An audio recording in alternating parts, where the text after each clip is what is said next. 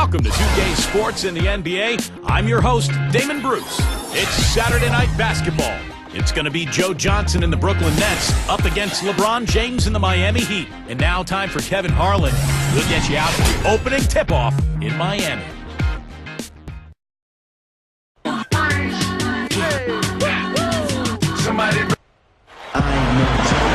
It's the NBA on 2K Sports.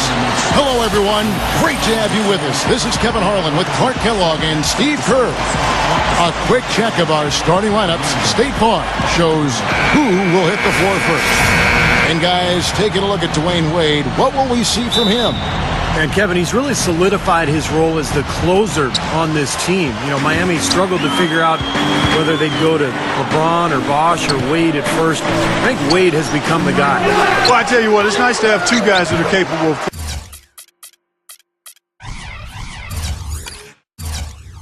closing, Steve. And I agree with you, though. His aggressiveness and confidence probably give him a slight edge in closing over LeBron. You can play great defense on him, but he still typically finds a way to get the shot he wants.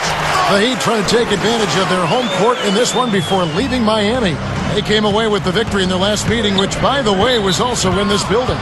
They come into this one feeling good about the matchup. They've taken both games so far this season. And, Kevin, in that game, we saw a lot of sloppy play from the opposing offense. They coughed the ball up way too often.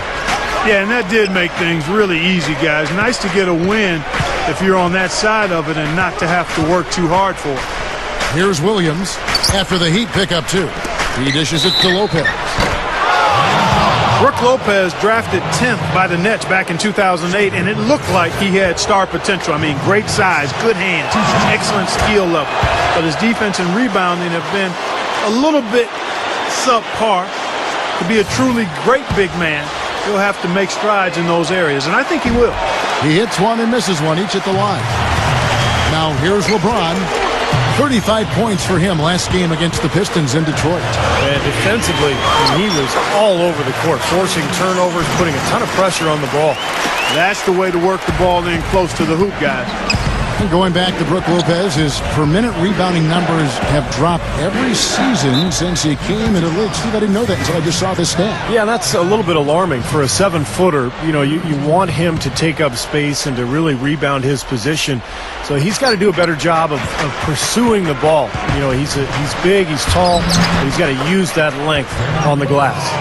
Love the finish there. Not much defense, though.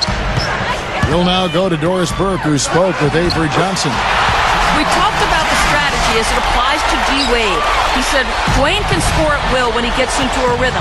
So our job is going to be prevent him from getting into that rhythm in the first place.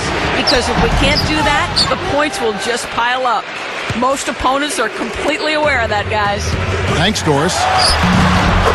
Well, there's probably two areas of concern if you're a Miami fan. One is the depth of the front court, and the other is the point guard situation. Although last year I thought Mario Chalmers had an excellent season, and Norris Cole was a surprise, the rookie out of Cleveland State. Here's Wallace after the made shot from Dwayne Wade. Wallace, good. Wallace has got his first 3 points of the game. He may not be their top three-point option, guys, but you still got to cover him. I mean, you got to defend him in some form or fashion. You let him get to the rim, and that's exactly what's going to happen. You deserve that. He's more than capable, you're right, Clark, of providing some great highlight reel material. Yes, sir. And for a point guard to finish like that, I mean, that is just special. Well, back to Miami. If they can see their young players, and Steve was just mentioning this, grow into that point guard role as they did. Hammer time!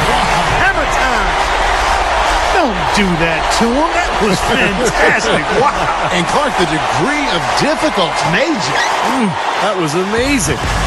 So for the Heat, their last game, a loss to the Pistons in Detroit. Well, they were lucky it wasn't a blowout because they didn't put forth a very strong performance in that one. Yeah, they just couldn't find anything to work for him, Steve. No matter what approach they used, it was futile. Deflected. And stolen by LeBron. And here we go. Fast break. Wade's got it. A three from Chalmers. That falls. Nice speed that time from Dwayne Wade.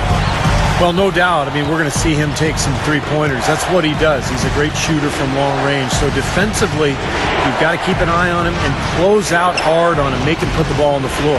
And another one of his really special talents is coming up with steals at the moment a ball handler picks up his dribble and is getting into a shooting motion.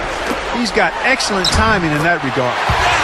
Boy, they're scoring efficiently. They look very focused at the offensive end. A nice start, no question, making all the right moves here early. And, you know, guys, Mario Chalmers has been a good fit in Miami as that point guard because he doesn't need the ball in his hands all the time. LeBron and Wade can handle it. He can spot up and take threes. And then at the other end of the floor, he's a scrappy defender as well. And the Heat going with the whole new group on the floor. And a new group in for the Nets. Andre Blatch, he's checked in for Lopez. Humphreys comes in for Reggie Evans. Jerry Stackhouse is checked in for Gerald Wallace. And it's Watson in for Darren Williams. And, you know, you look at a guy like Mario Chalmers. I mean, some of his weaknesses as a player are minimized playing for the Heat. He's not a great finisher or an elite playmaker, but again, he can leave that to LeBron and D. Wade to create and play off of those guys. It really helps his game. There's the feed to Johnson. Cole with the rebound. Looking at the last game for the Brooklyn Nets, it was a win against Charlotte. And offensively, everything just seemed to come so easily to them in that game, Clark. Yeah, it really did, Steve. I mean, it looked effortless for them at that end of the floor. The Heat shooting their first free throws of the game. And one of the big stories this past offseason was Ray Allen leaving the Celtics and signing with Miami. What an incredible coup for the Heat. Ray Allen, the greatest shooter of all time in NBA history, still has plenty left in the tank. Amazing for a guy who was with the Celtics and all those big games they had in the playoffs, Celtics in Miami. Now all of a sudden he'll be spacing the floor for LeBron James and Dwayne Wade. That's a defender's nightmare. Williams with the ball. Against Charlotte, he was really on his game. Offensive rebound, Humphreys. Excellent D there from Allen. Got it up. And no good trying to get that one. The basket's coming early and often in the first quarter. Heat lead by 5. And we'll be back shortly.